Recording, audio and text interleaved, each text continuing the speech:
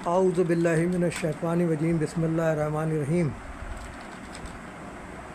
محترم شہزاد مغل بھائی، ماشاءاللہ آپ نے چیک کر لیا تو وسائل کون دیتا ہے؟ اللہ تعالیٰ۔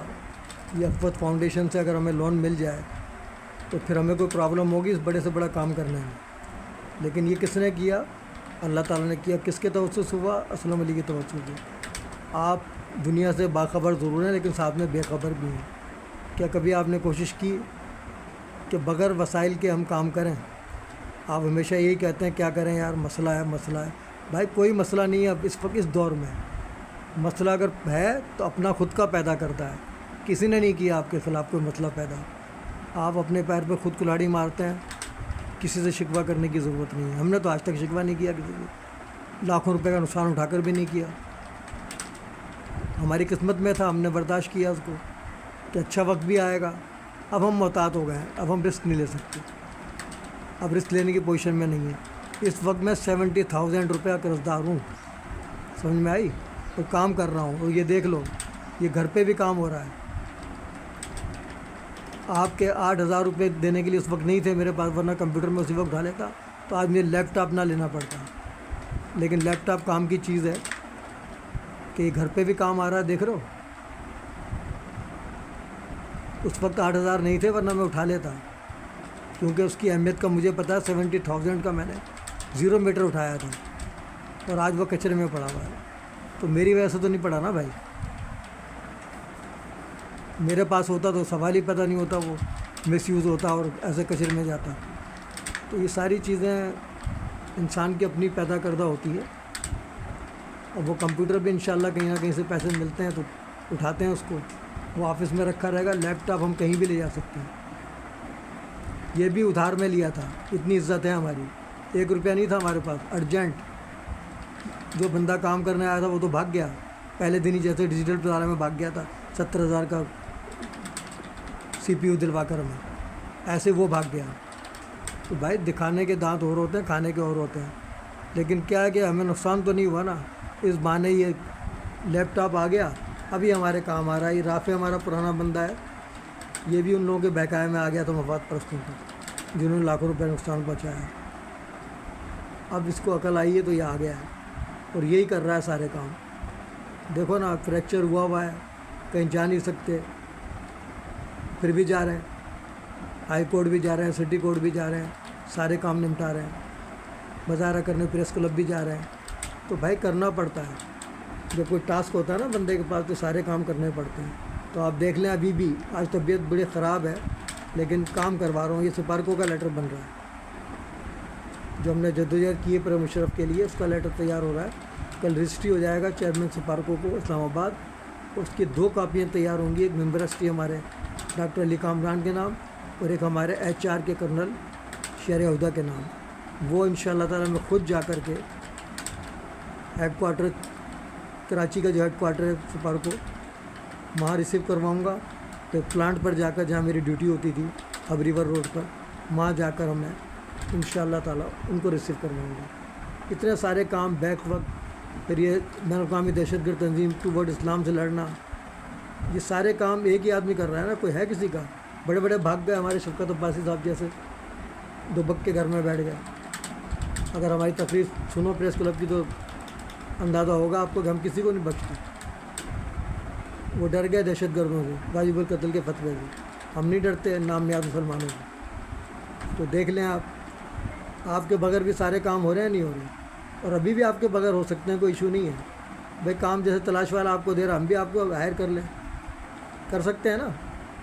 بھائی آپ کو وہ بھی پیسے دے رہا ہے نا، ہم بھی کچھ ٹھیک طے کر لیں آپ سے، اس کام کے اتنے دیں گے تو آپ کو وہ عزت تو نہیں ملے گی نا جو اپنا کام کرنے میں ملتی ہے۔ جیسے ان کے لیے کر رہے ہیں ویسے ہمارے لیے کر لیں گے آپ، لیکن عزت تو میں نہیں دے سکتا نا یار۔ جب آدمی ایک پیسے کے لیے کام کر رہا ہے اس کو عزت کیسے ملے گی؟ کوئی بھی نہیں دے گا، ہم ہی کیوں نہ ہو۔ لازمی بات ہے، وہ اپنے مطلب سے آ رہا ہے تو کمائے بھائی، لیکن ہم چاہتے ہیں لوگوں کی عزت ہو، جو ہمارے ساتھ کھڑا ہو اس کی عزت ہو، جو عزت ہماری اسے بھی ملے، ہماری خواہش یہ ہوتی ہے۔ لیکن لوگوں کی سمجھ میں نہیں آتی، لوگ کہتے ہیں اسلم بھائی یہ بیوقوف، ایسا تو کوئی بھی نہیں کرتا یار، پیسہ بھی لگائے، اپنا وقت بھی دے اور دوسروں کے بارے میں سوچے۔ تو بھائی ہماری خاندانی روایت بھی ہے، جن بڑی بڑی شخصیات کے ساتھ ہم نے کام کیا. پاکستان کی کوئی ایسی شخصیت نہیں بڑی جس کے ساتھ میں نے کام نہ کیا ہو. اور جا کر ان سے خود تصدیق کر لو.